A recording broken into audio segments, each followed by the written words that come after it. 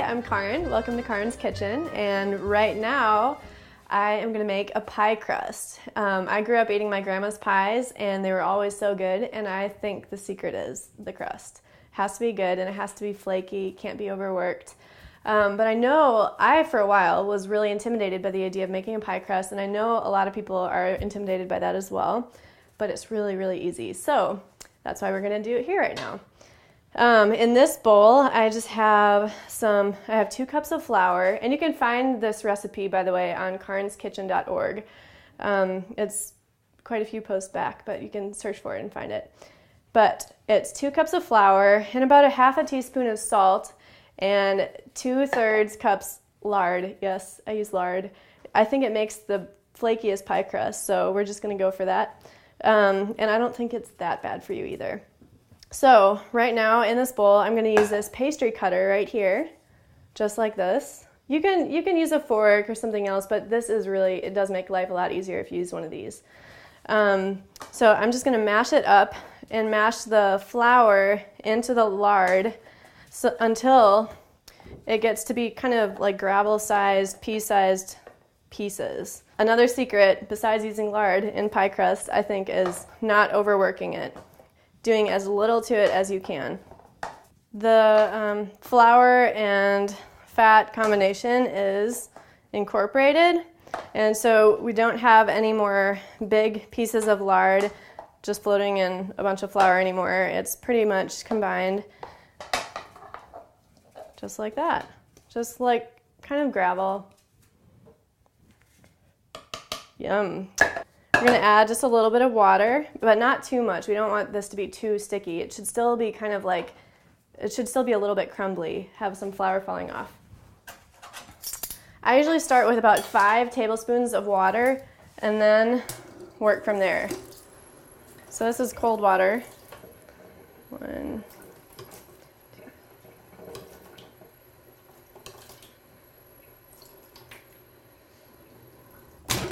2. Whoop.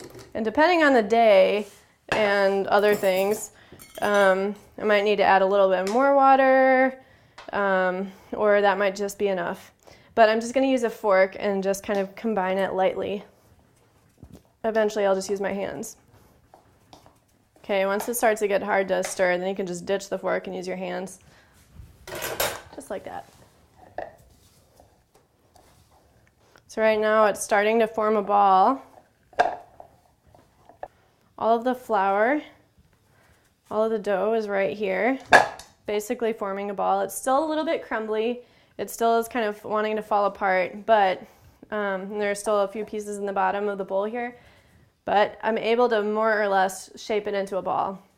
And it feels like something that I can roll out. So now I'm going to take a little more than half of it, and that's going to be, the bigger chunk is going to be for the bottom. And then leave the rest right here for the top. And making sure there's a lot of flour on the surface. You can use a counter or you can use a special pastry sheet like I'm using over there. Make sure that there's a good bit of flour there so that the dough won't stick. Just put it in the middle. Flatten it out a little bit so it's easier to keep it in a circle. It's a little bit sticky on top, so I'm going to just lightly sprinkle some flour on top and also around my rolling pin. And then in even, gentle motions, just roll it out into a circle.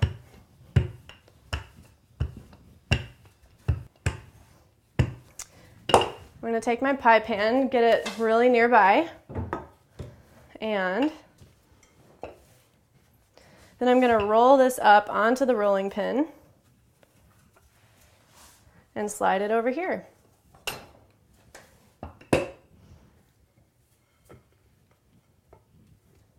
So now we've got the bottom crust in the pie pan and all of our apples are sliced up. So I'm just going to dump in as many apples as it takes. This is 6 apples right here. I'm not sure that we'll use all of them. So just about like that. And then on top of that, we are going to sprinkle a combination of sugar and flour and a little bit of salt if you'd like. I think salt brings out the flavor, so I'm going to add a little bit of salt. Just going to stir up the flour. It's a cup of flour and 2 tablespoons of, a cup of sugar and 2 tablespoons of flour. We don't want to make apple glue, we want to make apple pie. And then I'm just going to pour it on top of the apples over here.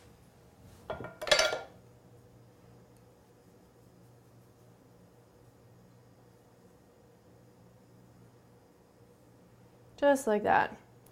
Okay, and then I just need to sprinkle some salt on. Thank you. You could also measure out about a half a teaspoon or so, but I'm just gonna eyeball it. It is not a science. And then the last touch, and it really does make a difference, is to put a little bit of butter on top. Here we go. And this, once again, is unsalted butter, so take that into consideration, whichever one you use. Just little slivers like that on top. And they'll just melt. You won't tell that you're eating a lot of butter. And it's really not that much once it melts. Now I'm going to do the same thing with this crust. I'll just roll it up onto the pin right here and put it on top. And then I am going to basically just turn the sides over, pinch them together. If it's really long in one area, you can just rip it off like that.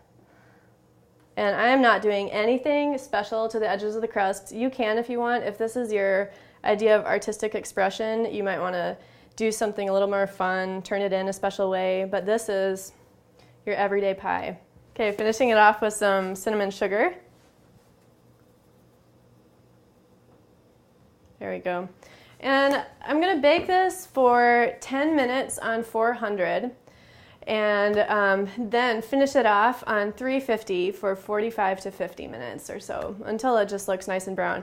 And the reason why I'm starting it out on a higher heat is to get it nice and brown. That's the way that my grandma taught me, and I think it works well.